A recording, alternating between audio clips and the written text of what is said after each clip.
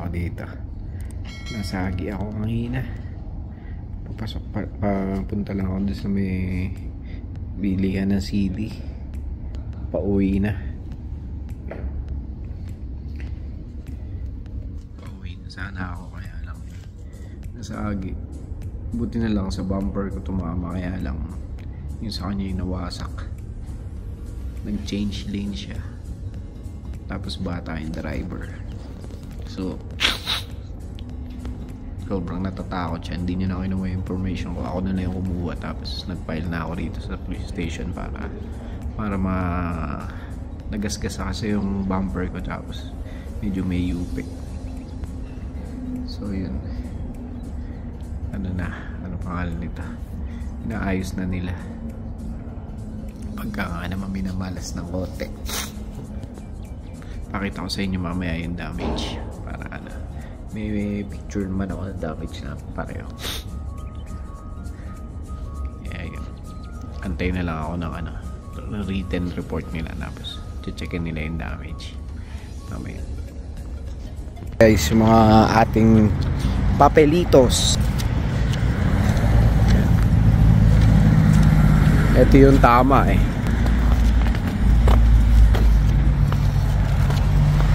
Yan, gas yan. Tsaka itong bump na to. Yan. Pwede ba dagdag yung salamin? So yun, nag-report lang ako sa police ng damages over 5,000 daw, sabi nung police. Both parties pala yun. Kala ko sa akin lang sakali. Both parties pala yung over 5,000 sinasabi nila. So ang sama nun, yung nakabangga sa akin, siguro mga kasing idara ni Jonas or medyo may edad lang na konti. 10 days ago na nakabangga rin siya. So he's a bad driver, sabi niya. So he has to pay. Yun. Pero ang fault niya yun nga. Maniwala naman yung mga police sa aking paliwanag. Pinagstorya, tapos meron siyang dalawang Hot Wheels. Pinamostra kung saan. Tapos buti na lang pinicturean ko yung lugar, tapos yung oras. Yun. So tara na, makauwi na at maka-idlip, makapag-relax dahil nga dyan sa mga ganyang problema. Okay, see you guys later. Ganyan talagang buhay. Pag dumating ang problema, good thing na lang may insurance tayo dito na talaga na reliable, kagaya nangyari kay Carla, di ba? So and one more thing, hindi ko naman fault yun, kaya hindi bad record sa akin yun, sa kanya yun. So yun, see you guys later. Morning guys, grocery lang kami ni Jermaine. Wala siyang pasok today eh. Dapat Saturday kami mag-grocery para kasama rin si Jonas. Ayan, yan siya. Kayat ka na. Kakain ka ba mamaya? Mamayang gabi. Mamayang gabi ka nakakain? Mamayang gabi mag-iwakan. Tama yan. Dire-diretso ang pagpapayat. Baka nandiligaw ka kaya ka nagpapayat. Yan sapatos mo. -9 pero parang ang lamig. Kaya painitin mo na sa gilid yung Ni-start ko na siya pero hindi pa siya sobrang init. So yan, larga muna kami.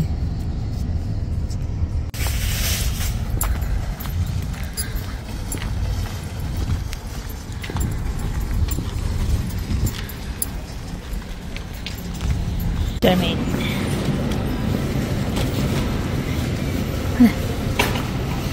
Doon na tayo na.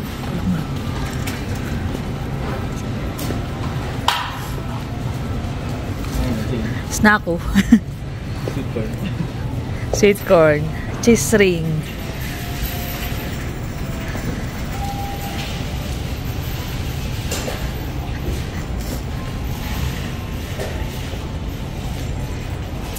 Opya, Jermaine.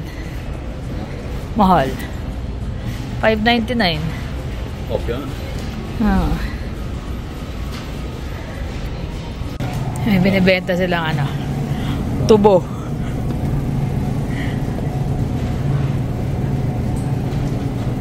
Dami ko ano yung mga bago lang din yan. Dating inaangat-ngat yan eh. Para kumatas yung ano, pipit-pitin lang. Hindi alam ni Jeremy na yan. Gailan. Adang Gailan.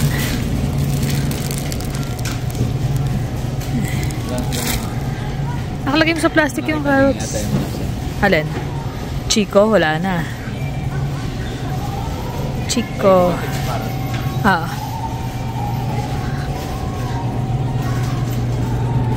Pure garlic. Cabbage. Wala na akong cabbage. Nakaraan kasi hindi ako bumili ng cabbage kasi sobrang lalaki. Hindi naman namin kailangan na sobrang dami. Ngayon, sakto lang to.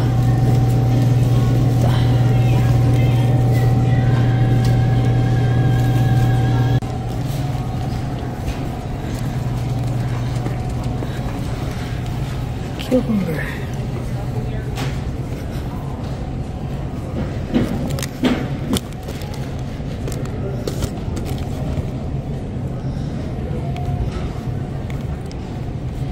Mahal nung usual na binibili ko. 8.90. Ay, ubos na pala. Yung maramihan nito.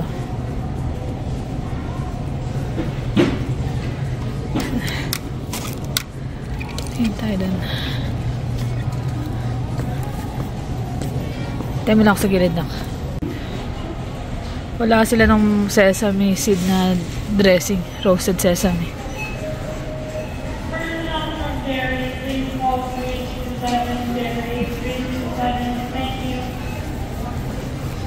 Sa mga dressing talaga, baka naligaw. Pinahanap ko na kay Jermaine. Ano na, wala?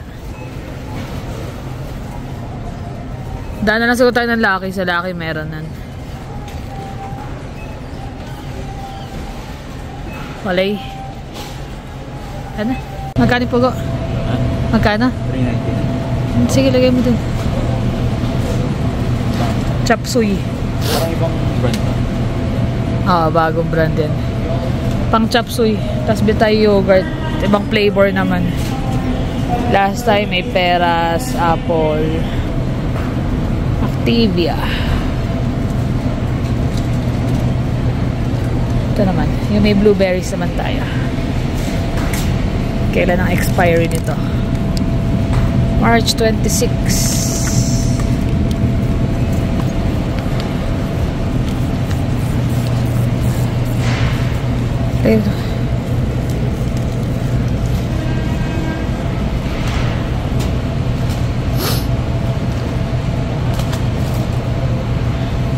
Ay, milk nyo pala ni kuya mo.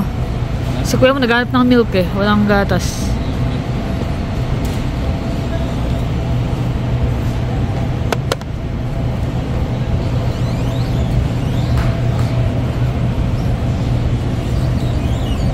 Wala pala ako ng cream.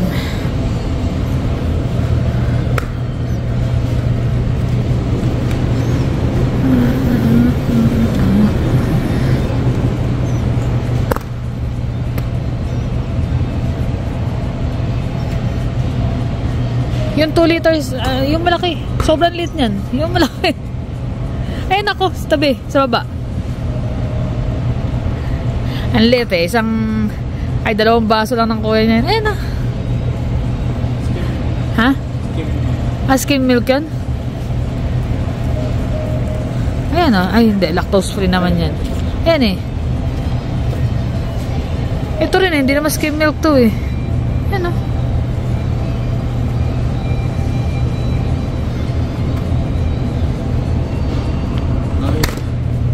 Ito, 2%. Part B.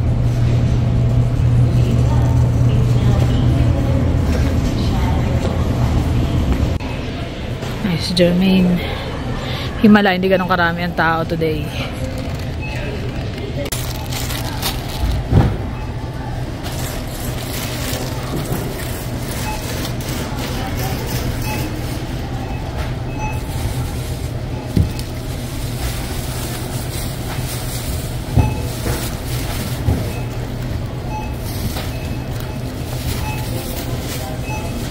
Konti lang pala na. Konti lang today. May mga gulay pa tayo from last time. Saka mahina na rin magsipagkain. Bawas na ng mga kain. Yan, bahay na kami guys. Pahinga muna, pagod ako. Dami na pinaikot-ikutan. Tapos hindi ganun kabis sa superstore, pero doon sa may TNT, bumili ako ng mga tinapay at mga pang snack-snack ni Habi. Tapos bumili na lang ng ulam namin para mamayang gabi hindi na ako magluto. Haba ng pila, lunch break ata yung inabot ko.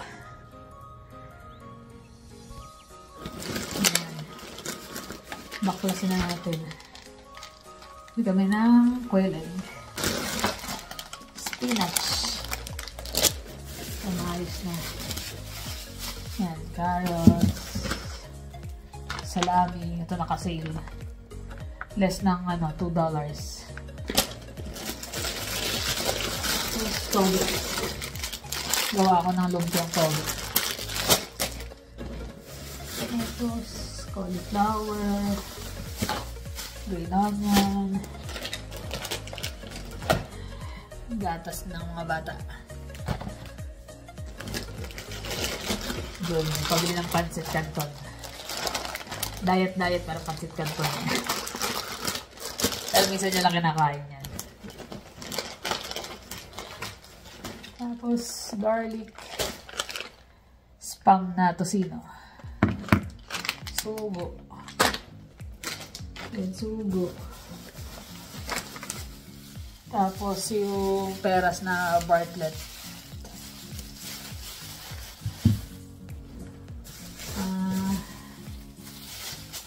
Clementine. Ay, hindi, clementine. Ano ba ito? Honey mandarin. Sana nga matamis.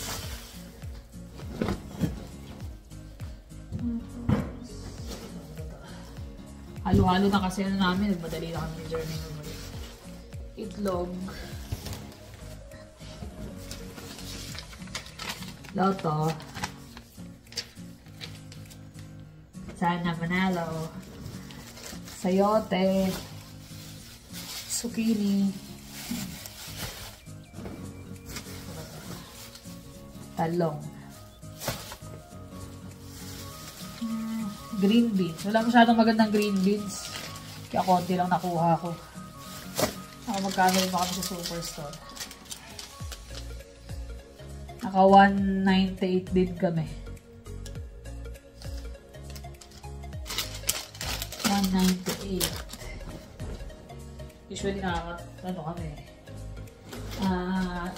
200 plus. Ngayon medyo less kasi may mga tira pa from last time. Tinapay, flaxseed quinoa na wheat bread. Tapos cream, heavy cream. Laughing Cow. Sarap yung cheese na to eh. Tsaka ito, yung smoked cheddar na lagi kong binibili.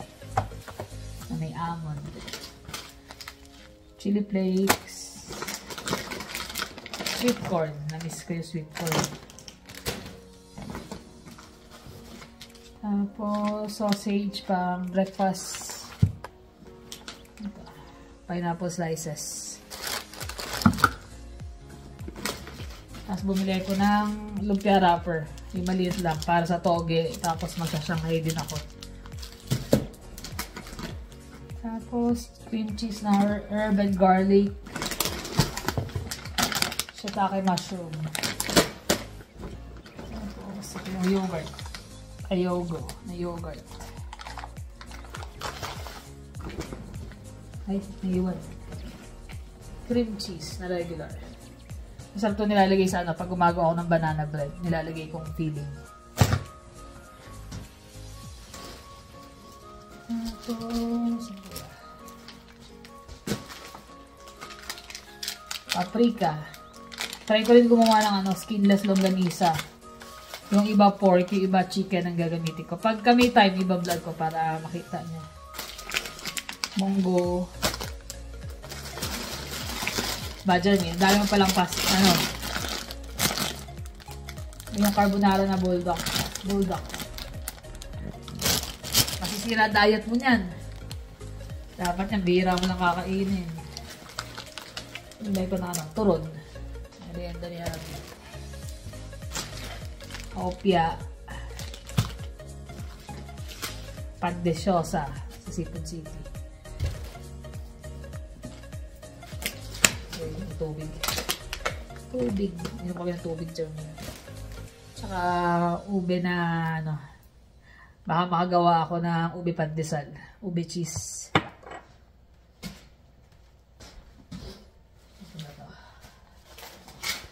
Sitaw. Yung sitaw na makakapraso lang mo. $4 na yan. Ganyan kalit na tali. Dati madalas meron sa superstore. Ngayon wala eh. Mas muna dun eh. Pumili ko na ang hipon.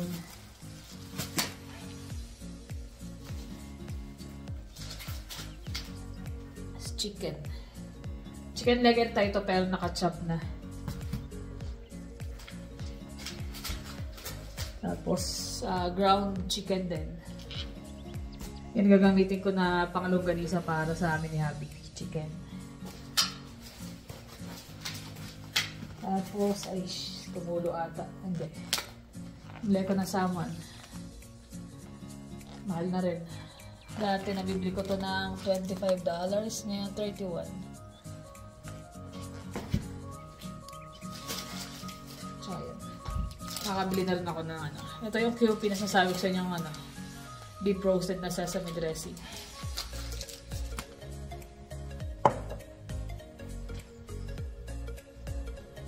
Magugas ako. Tumama yung yung salmon. Nabasa yun ako ng salmon. Gara na umuwi. So, bumili ko nito, baguettes. Para sa banh mi. Cilantro. So, bumili ko ng mga tinapay sa TNT. Red bean bun. Tapos may barbecue na bun. Coconut. Pang nire-merenda rin ni Habi pag galing sa work. Kasi ngayon lalong may na ako, diba? Back to work na ako. So, minsan nakapag-ready ako. Kapag kayong mga nag-ready ako ng ibang snack na ginagawa ko dati, hindi pwede gawin ng maaga. Kailangan before siya dumating. Wala. So, bumili ko. Ito. Soya milk. Vitamilk.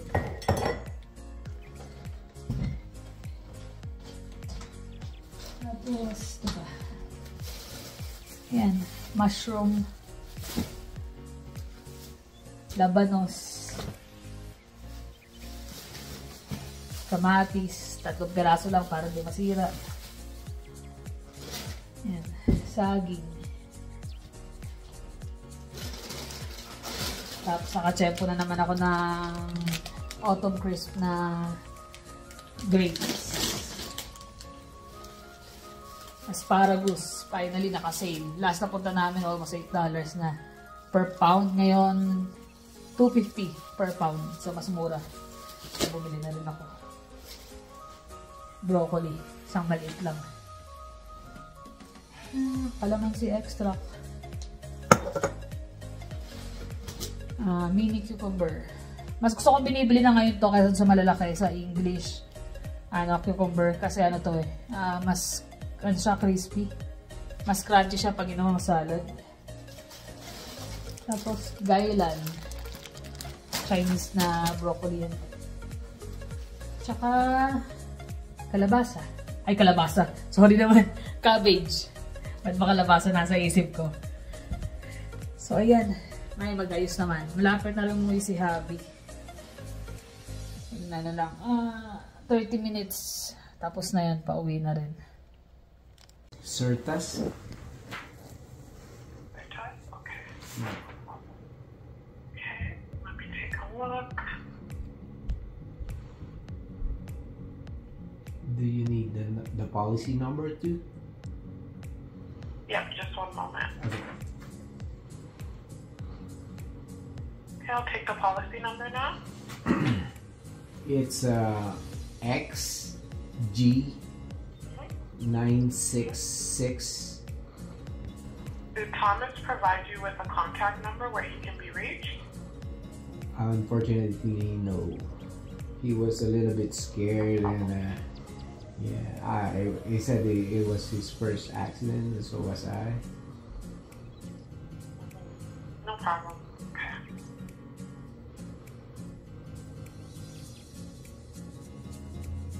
And our priority repair shop program for repairs to your vehicle. As all repairs are backed by a written lifetime guarantee, all repairs are completed at the highest standard in the automobile repair industry, and they will immediately arrange for repairs to your vehicle to be completed on a priority basis. Do you want me to go ahead and look for a shop located close to your home? Yeah, sure. Okay, just one moment. To discuss the next steps and looking at your vehicle and what that looks like, do you want me to go ahead and add them to the claim? Yeah, sure. Thanks. Okay, no problem.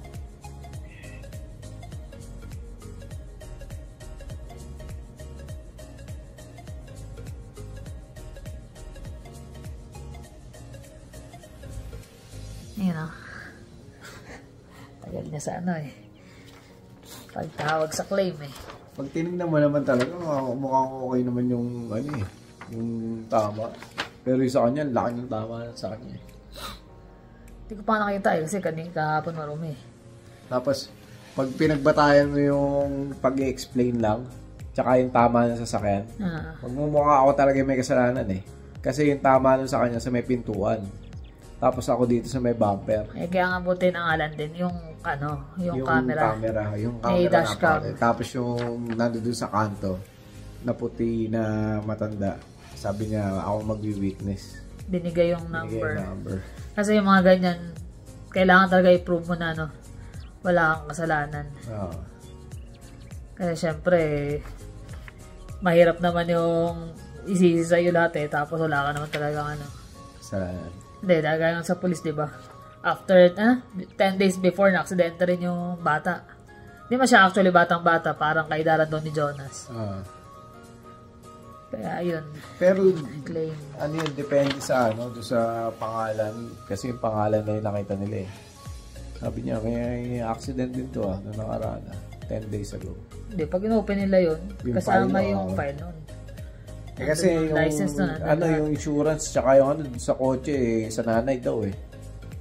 Tapos siya yung yung license niya, pangalan niya. Gulo nga eh.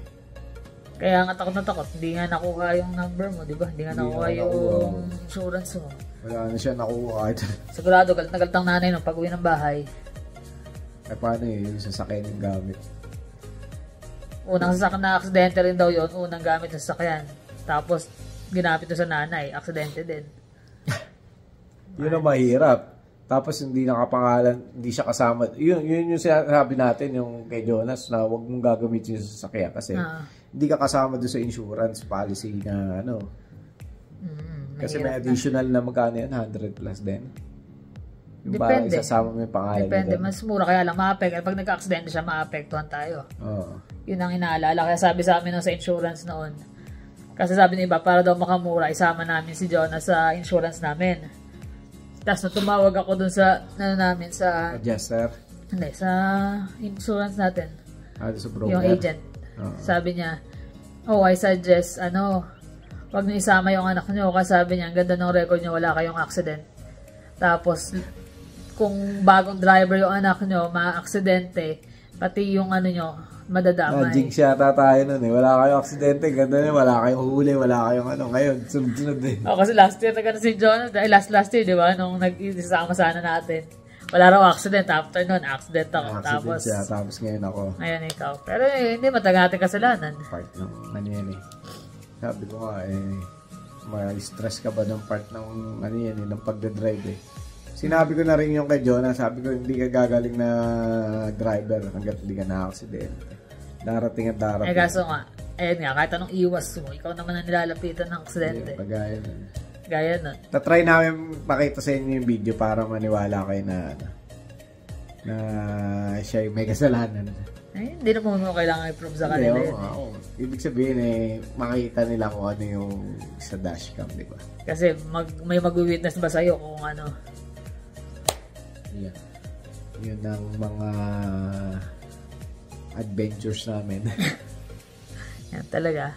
Laging meron. Laging meron. Eh, Tawag siya sa trabaho ko. Tawag ng tawag eh. Nakailang tawag na una. Tapos nung huli, akala ko may sasabihin uli. Nag-i-start na, nagluluto na ako kasi nag-iihaw na ako eh. Sabi ko ba ito tawag? Dear. Nasagi ako. nasa agi. Ang hinit pa ng boses eh. Ay wala, doon na sabi niya. Kaya sabi ko, dahil nga nangyari na sa akin last time, so sabi ko sa kanya, picturean mo yung yung aksidente, kunin mo ka ako yung picturean mo registration, Nasa gitna kami ng insurance. kalsada kasi nagkukos na ng traffic at rush hour eh. Sabi ko, umalis muna tayo dito, doon na tayo sa may gilid. Yun din naman ang advice ng nung sa mga pulis eh. Kapag ka-drivable yung sasakyan sa accident, Drive mo na. igilid nyo. Pag-usapan yung dalawa.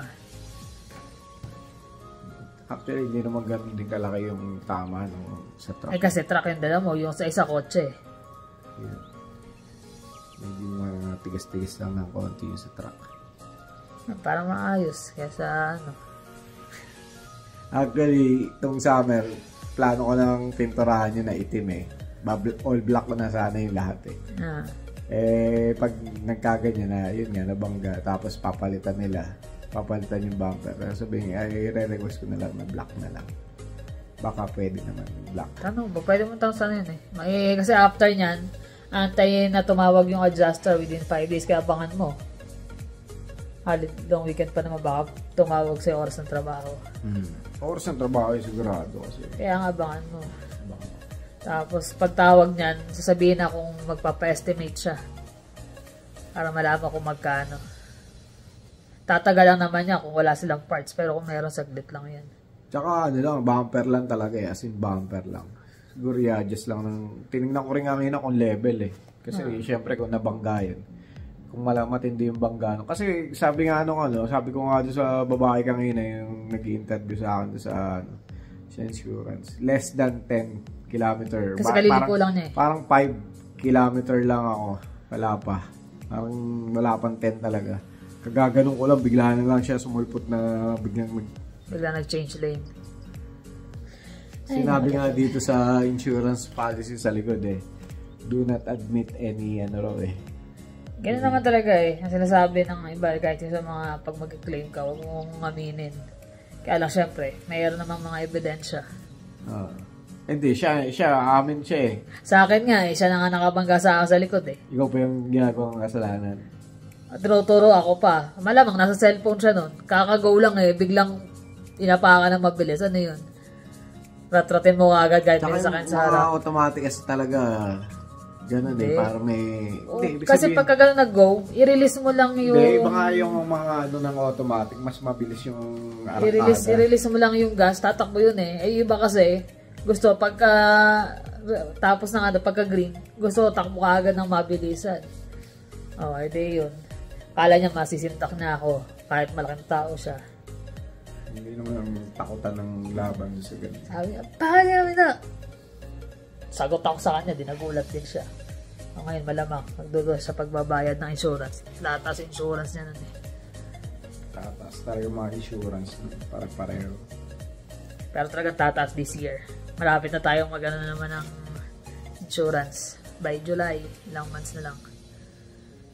So ayan, yan lang aming ganap. Ganap. Kaganapan na naman sa aming buhay. Pero okay lang, ganun talaga. Hindi maiiwasan yung mga ganyan. Aksidente, buti na nga lang, maganda pa weather. Kung tinatanong nga kung madulas daw or malakas ang snow.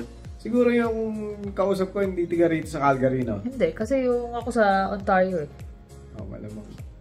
Ontario yung pinaka nila eh. Malamang. Office. Doon nga yun. Kaya doon ako address. Sabi ko, hindi ko kabisa kasi hindi ko alam eh. Na kailangan pala picturean mo or tandaan mo. So, ginawa ko habang kausap ko yung sa claim nun. Hanap ako, search ako. Saan nga ba yun? Tignan ko yung address. Buti na lang ako, pinagpipicture ko lahat, pati yung yung kanto. Eh, sinabi ko kasi sa'yo. Kung anong gagawin.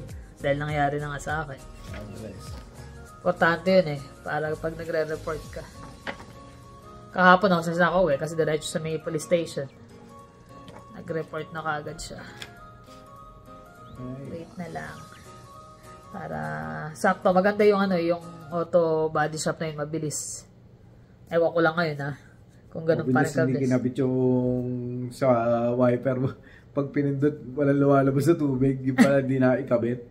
Hindi na ikabit. Nagbawa na doon sa loob sa makina tumatalsik yung yung... Hindi naman kasi dapat na pinakialaman yun. Ang likod at tinamaan o ba't kinalkal nila yun Hindi, baka natanggal. Baka natanggal yun. Malamang. Ay, nako. Paano yun lang? Ay kami nag-grocery lang naman kami kanina ni Jermaine. Mabilisan. Hindi nga parang ang tagal din 3 days off. Yahoo! Tatuwa siya. Tsaka dito, pag na-aksidente, parang less worry. Less worry kumpara sa Pilipinas. Sa Pilipinas, na-aksidente ako nun. Ang hirap kontakin ng mga insurance. Ang hirap kausap, ganyan. Meron din naman dito. Kaya lang. Ano yung mga hinihingi, ganyan. Hindi. At least dito, kahit paano, merong mga lawyer na kung di mo... Kung mahirapan ka, pwede kang magano ng lawyer. Kumuha ng lawyer. Yung lawyer naman magki-claim, makiki-percentage do sa claim. Lalo yung sa mga malaki ang accident. Napabuntong hininga. Ang tagal na stress.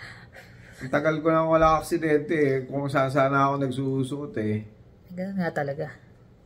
Kung kailan napakabagal tsaka nasagi. Buti na nga lang mabagal. Kasi kung malakas yun, baka pati yung isang katabi sa akin nadamay pa. Di lalo nakarambola yung aksidente nun. Ay, naka. Tama na rin na ganun lang ang nangyayari. Pasalamat na din tayo at yun lang ang nangyayari. Ay, naka. At hindi malala ang aksidente. Nantok na siya Hindi pa ako nakakatulog Okay lang, 3 araw ko magtulog na magtulog. Yun na nga, ay hirap Pag day off, hindi rin makatulog Tapos pagpasok mo ng Tuesday, naninibago katawan mo. Lalaki ng tubo. Super lalaki. Sulitin mo yung pahinga mo ng 3 araw. Super haba ng mga tubo Iniisip na namin. Pero lang, 17 piraso lang. Mga pang 1 linggo na yun. Pang 1 linggo? Kasi 4. After ng slowdown na? 8. Hindi, meron pa. Long March pa yun Siya kami magpaalam na siya magpapahinga na muna. Antok na yan Dahil dito sa dinosaur na to Dinosaur yan. Kung nagpirmi siya, umuwi na. Ang cute nito cute. Kamukha mo. Tingnan mo, magkakulay kayo. Tapos ito yung amo niya. Ito yung alaga niya. Tapos ito yung amo. Yung kamukha niya itong isang to. Tutusukin ka niyan Tutusukin ka niyan pagka makulit ka. Si Wicket. Ano guys, thank you for always watching. Please like and subscribe. See you on the next vlog. Bye.